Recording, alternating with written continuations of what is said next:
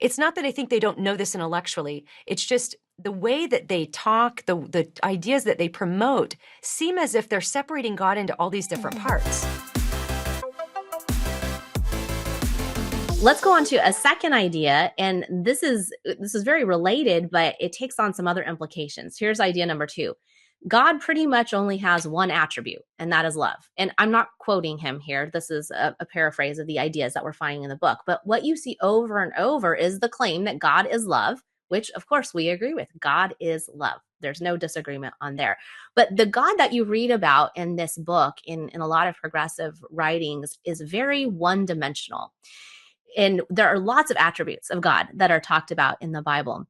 We never see things about God being holy or about God being just and caring about sin, and just the whole aspect of his holiness and being set apart and what that would mean and what it means for us.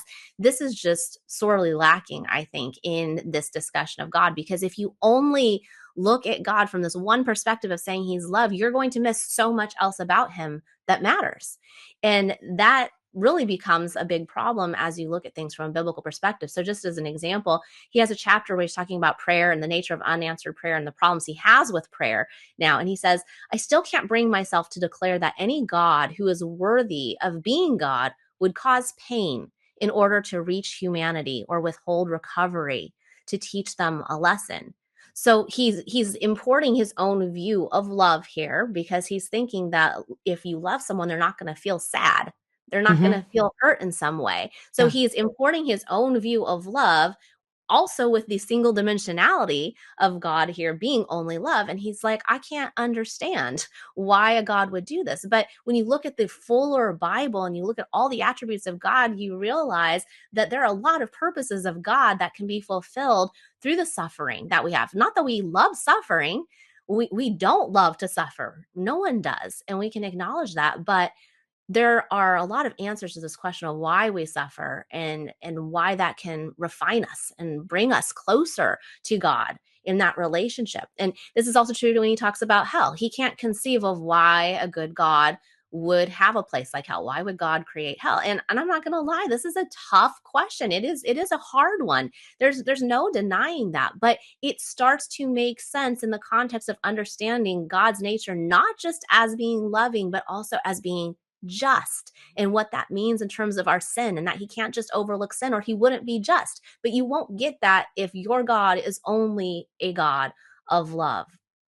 So, Alisa, in reading all of these progressive books, what attribute, or maybe attributes of God, do you think are most often missing from the progressive characterization? And talk a little bit about the implications that has just on a personal level, that if you start to see God as missing some of the key attributes as revealed in the Bible, how does that affect your faith, even personally? This isn't just a theological discussion. We're not just up in the clouds with this, but this will affect how you see everything in life. So can you talk a little bit about that? Yeah. So what's kind of ironic about the progressive Christian movement is that, largely speaking, it's very social justice oriented. So they're always talking about justice. Justice, the word justice is very important to them. But when it comes to God, God's attribute of justice is, they don't like that. And that's really kind of an interesting paradox, because they don't want God to be just, at least how his justice is defined. They want to redefine that and do it in a different way. But they don't want God to have judgment for sin. They don't want him to punish sin. They think that implicates his moral character. And that's fascinating in some ways, because they are so justice focused and justice oriented, typically speaking. But I'm going to read a quote here from Pavlovitz's book, because I think it illustrates this quite well. He says, it's almost impossible to love your neighbor as yourself if you believe that your neighbor is in some unrepentant sin that disqualifies them from proximity to a God you have intimacy with.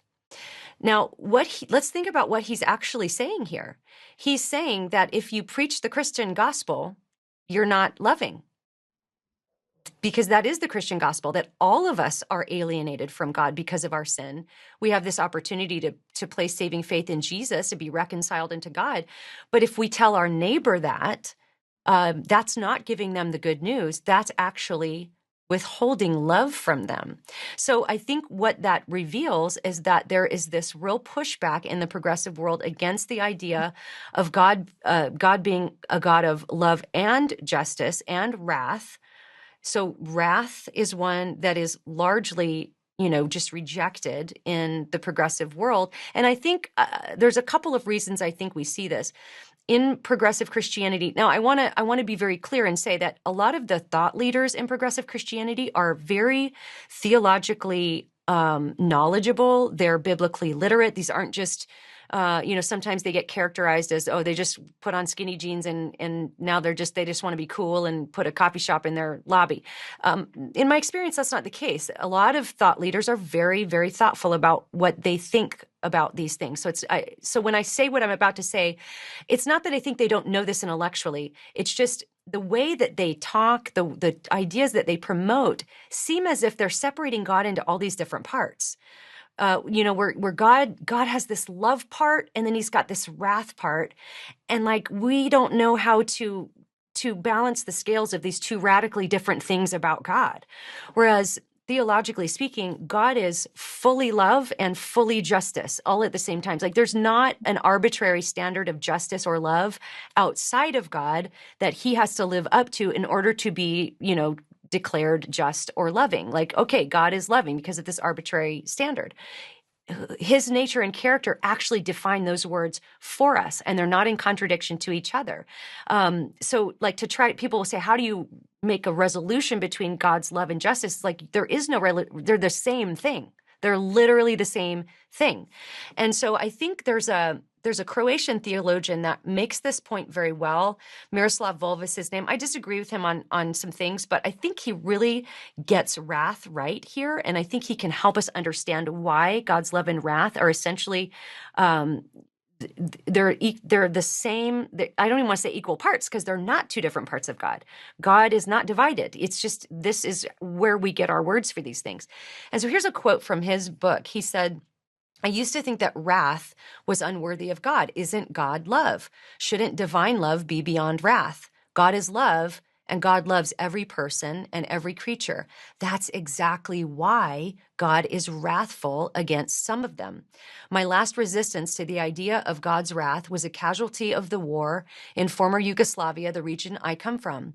According to some estimates, 200,000 people were killed and over 3 million were displaced. My villages and cities were destroyed. My people shelled day in and day out, some of them brutalized beyond imagination.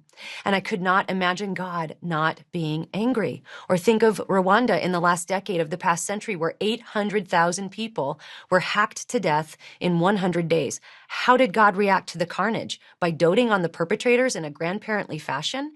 By refusing to condemn the bloodbath, but instead affirming the perpetrators' basic goodness? Wasn't God fiercely angry with them? Though I used to complain about the indecency of the idea of God's wrath, I came to think that I would have to rebel against a God who wasn't wrathful at the sight of the world's evil. God isn't wrathful in spite of being love. God is wrathful because of love. And I think that is probably the best way to explain what I'm trying to talk about.